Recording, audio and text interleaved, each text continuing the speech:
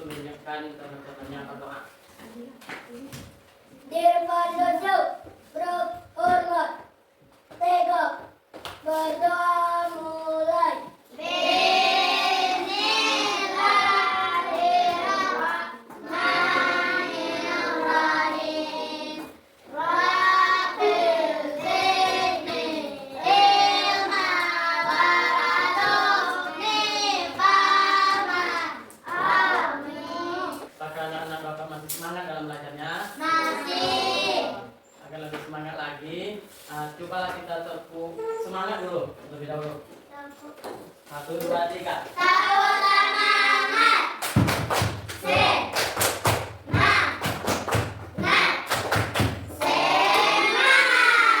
Nah, jadi untuk pembelajaran kita pada hari ini, kita belajar tentang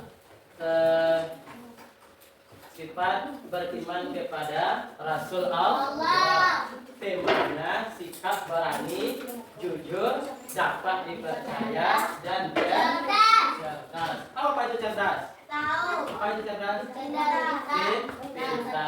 Santia. Tepuk santia. Salah satunya. Jadi tujuan pembelajaran kita pada hari ini yang pertama adalah menunjukkan keberanian seperti yang diajarkan Rasulullah. Yang kedua, berkata jujur seperti yang diajarkan Rasulullah. Yang ketiga, mampu mencontohkan sifat amanah dan cerdas. Jadi sebelum kita mulai pembelajaran kita, adakah di antara kita yang telah tahu apa itu sifat keberanian? Berani melawan segala sesuatu tanpa melihat rintangan. Bagus. Hanafi, apa itu keberanian? Sifat berani apa itu sifat keberanian? Mampu menegakkan kebenaran. Yang lain, apa itu jujur? Sifat jujur. Jujur dalam perkataan. Bagus. Yang lain? Jujur dalam perbuatan. Contohnya apa yang jujur dalam perbuatan?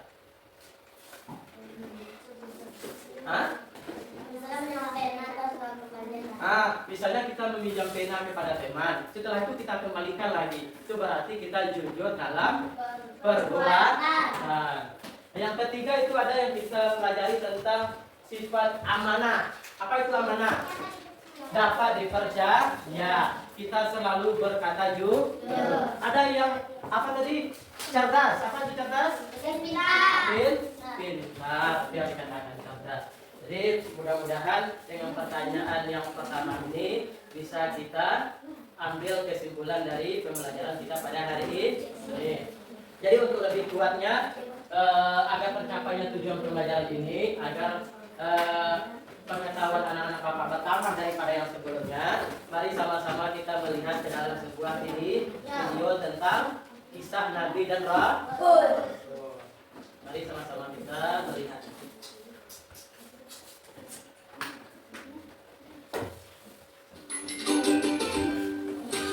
Halo adik-adik, apakah masih semangat belajarnya? Baiklah. Pada video kali ini kita akan membahas tentang keterangan Rasulullah Shallallahu Alaihi Wasallam. Namun sebelum itu, alangkah lebih baiknya kita akan berdoa terlebih dahulu. Doa sebelum belajar. Robbi zidni ilmi. Sebelum diangkat menjadi sudah terpelihara, bahkan sebelum diangkat jujur tersebut sangat terkenal dengan sifat. Tahukah kalian bahwa Nabi Muhammad sangat terkenal dengan sifat jujurnya? Sifat jujur tersebut sudah terpelihara bahkan sebelum diangkat menjadi Rasul oleh Allah Subhanahu wa Ta'ala. Pada usia remaja, Muhammad sering menemani pamannya berdagang ke arah utara, dan kabar tentang kejujuran dan sifatnya yang dapat dipercaya menyebar luas dengan cepat, membuatnya banyak dipercayai sebagai agen penjual perantara barang dagangan penduduk Mekah. Salah seorang yang mendengar tentang kabar adanya anak muda yang bersifat jujur dan dapat dipercaya dalam berdagang adalah seorang janda yang bernama Khadijah. Ia adalah seorang yang memiliki status tinggi di kalangan suku Arab. Sebagai seorang pedagang, ia juga sering mengirim berbagai dagangan ke berbagai pelosok daerah tanah Arab. Reputasi Muhammad membuat Khadijah mempercayakannya untuk mengatur barang dagangan Khadijah. Muhammad dijanjikan olehnya akan dibayar 2 kali lipat, dan Khadijah sangat terkesan ketika sekembalinya Muhammad membawakan hasil perdagangan lebih dari biasanya. Ketika di usia 35 tahun, Muhammad ikut bersama kaum Quraisy dalam perbaikan Ka'bah karena telah terjadi banjir besar yang mengakibatkan Ka'bah hampir hancur. Ketika pembangunan sudah sampai pada bagian peneletakan batu Hajar Aswad, bangsa Quraisy berselisih tentang siapa orang yang berhak mendapat kehormatan untuk meletakkan batu Hajar Aswad ke tempatnya semula. Pada akhirnya, mereka sepakat menunjuk Muhammad Sallallahu Alaihi Wasallam sebagai seorang yang tepat untuk melakukan hal tersebut. Rasulullah pun kemudian menyarankan suatu jalan keluar yang sebelumnya tidak terpikirkan oleh mereka. Beliau mengambil selembar selendang, kemudian Hajar Aswad diletakkan di tengah-tengah selendang tersebut. Beliau meminta seluruh pemuka kabilah yang berselisih untuk memegang ujung-ujung selendang itu. Mereka kemudian mengangkat Hajar Aswad itu bersama-sama. Setelah mendekati tempatnya, Rasulullah Shallallahu Alaihi Wasallam lah yang kemudian meletakkan Hajar Aswad tersebut. Ini merupakan jalan keluar yang terbaik, di mana seluruh kabilah setuju dan meridhoi jalan keluar ini. Mereka pun tak jadi saling menumpahkan darah. Sejak saat itu, beliau dikenal di antara kaumnya dengan sifat-sifat yang terpuji. Para sahabat dan pengikutnya sangat menghormati dan mencintai beliau, sehingga beliau. Jadi dari video ini, apa yang bisa kita ambil kesimpulan? Sebelum kita menyimpulkan bersama-sama, siapa yang bisa mengambil kesimpulan? Tidak ada yang bisa? Siapa yang bisa kita ambil kesimpulan tadi? Hah? Jujur dalam berdagang. Bagus. Nanti apa yang bisa kita ambil dari video yang sudah Bapak tayangkan?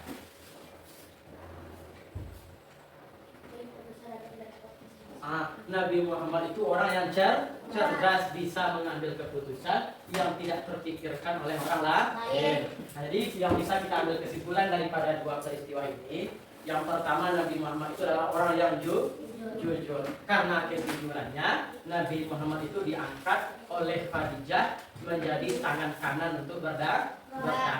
Yang setelah itu apa? Kecerdasan Nabi itu melebihi daripada kecerdasan orang biasa. Coba kita lihat dari video tadi.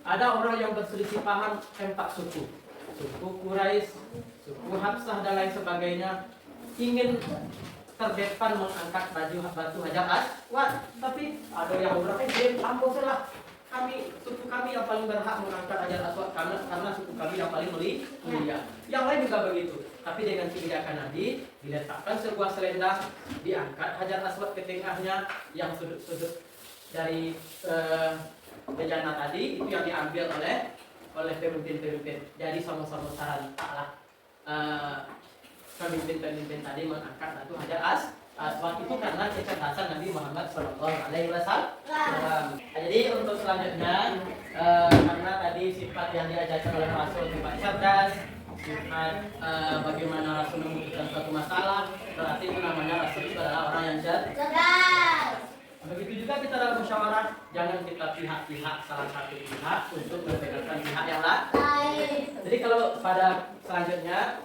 Bapak akan membagi anak-anak Bapak menjadi 3 kelompok untuk memecahkan sebuah kasus. Nah, jadi kelompok 1 yang diketuai oleh Hanafi, kelompok 2 yang diketuai oleh Syiah, kelompok 3 diketuai oleh Akilah. Nah, yang dari depan menghadap aja ke teman ke belakang.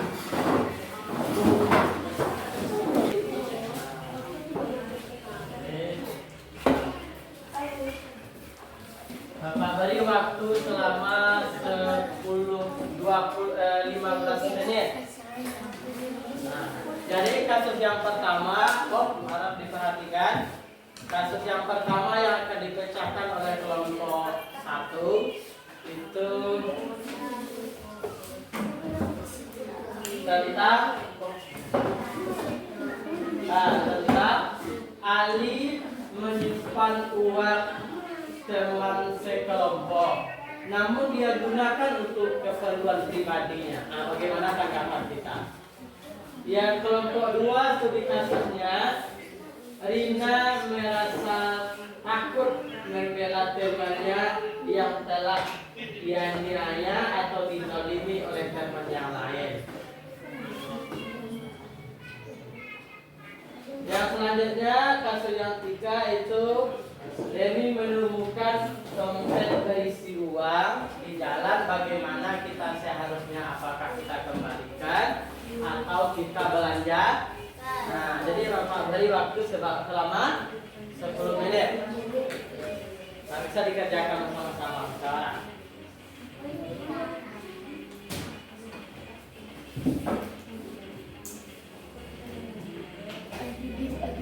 Apakah sudah siap? Sudah ditemukan? Kita minta kepada kelompok 1 untuk tampil ke depan membacakan hasil studi kasusnya. Berdua orang perwakilan. Apa? Boleh.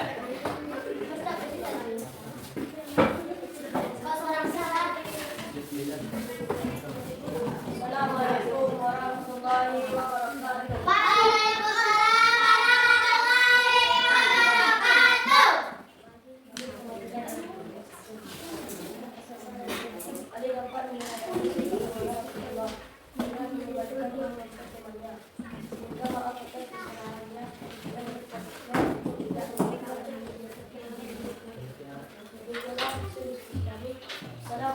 warahmatullahi wabarakatuh. Waalaikumsalam warahmatullahi wabarakatuh. Jempol kanan, jempol kiri, 2 jempol Santia. Kelompok 2 lagi. Kepada Aki, ya kelompok 2. Akila. Nah, kelompok 2 Nasa.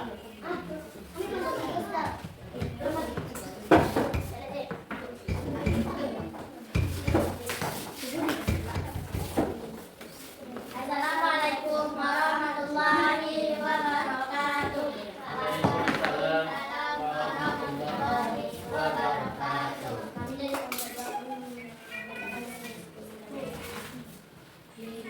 Jadi sebaiknya menyadari sifat syahwat Rasulullah dengan mengembalikan dompet tersebut. Assalamualaikum warahmatullahi wabarakatuh. Waalaikumsalam. Siap. Jempol kanan, jempol kiri, 2 jempol Santia. Kelompok 3 lagi.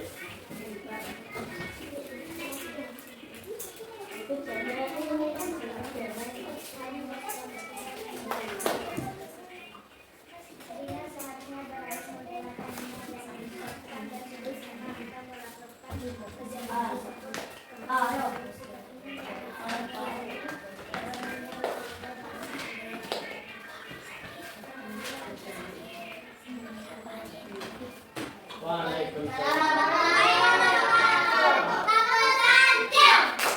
Jempol kanan, jempol kiri, 2 jempol Santia. Bagaimana perasaan kita setelah kita berdiskusi? Senang, Sudah bisa kita pahami? sudah. Kalau kita jujur, kalau kita menemukan dompet atau uang yang tidak, berarti kita kembalikan. Nah, jadi sebelum kita lanjut ke dalam materi yang selanjutnya atau ke dalam penyelesaian proyek atau kuisnya, Bapak ingin melihat mana kelompok yang paling semangat di antara kita bersama-sama. Kita terus semangat. C yang pertama, yang kedua, yang ketiga, baru kita bersama-sama. 1, 2, 3. Tepuk semangat.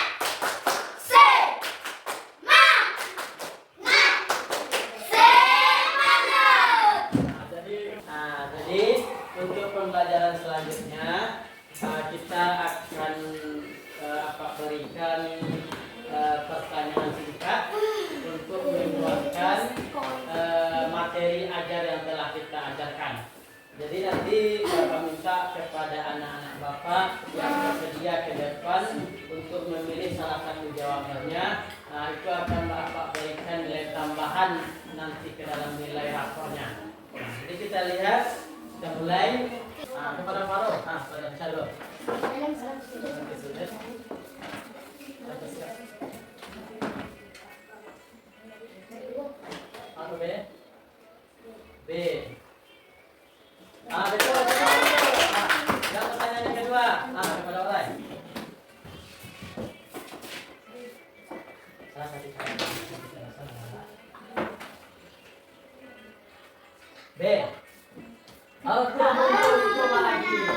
kurang beruntung cobalah.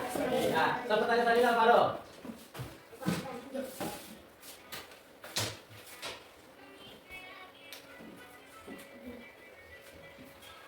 Apa? B.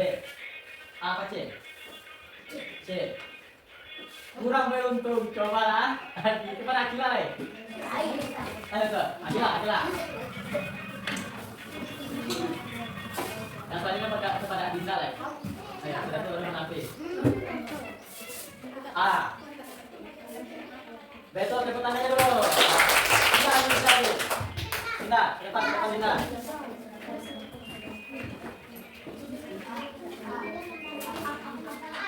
A. Betul, tepuk tangannya dulu. Apa nanti lah. Betul dari jazil lah.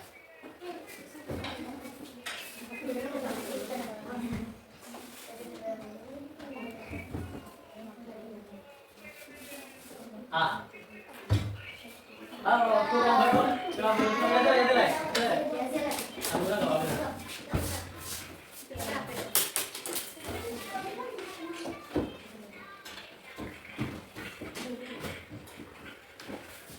B.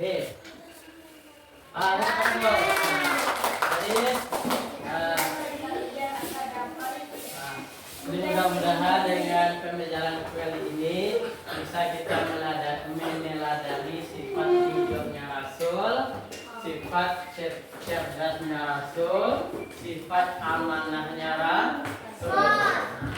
Jadi apakah kita senang dalam pembelajaran pada hari ini? Sebagai kesimpulannya, kita harus bisa meneladani sifat Rasulullah Shallallahu Alaihi Wasallam. Baik itu di segi kejujurannya, baik itu di segi kecerdasannya, baik itu di segi amanahnya Rasulullah Shallallahu Alaihi Wasallam. Nah, sebelum kita akhiri pembelajaran hari ini, coba kita sebutkan salah satu sifat amanah. Dapat dipercaya. Dapat dipercaya. Ya. Coba kita bernyanyi dulu, nyanyi sifat Rasul. Ya, empat itu. Sifat ahli bagi Rasul. 1, 2, 3. Kawan, coba jawab sifat Rasul ada berapa? Ada 4 itu jumlahnya. Marilah kita sebutkan sifat yang artinya benar. Amanah dapat dipercaya, sifat tabligh menyampaikan, fatana cerdas artinya. Tangan untuk kita semua. Untuk pertemuan kita pada hari ini, pada pertemuan berikutnya kita insya Allah akan belajar tentang bagaimana cara membaca surat Al-Falaq. Nah, itulah penyampaian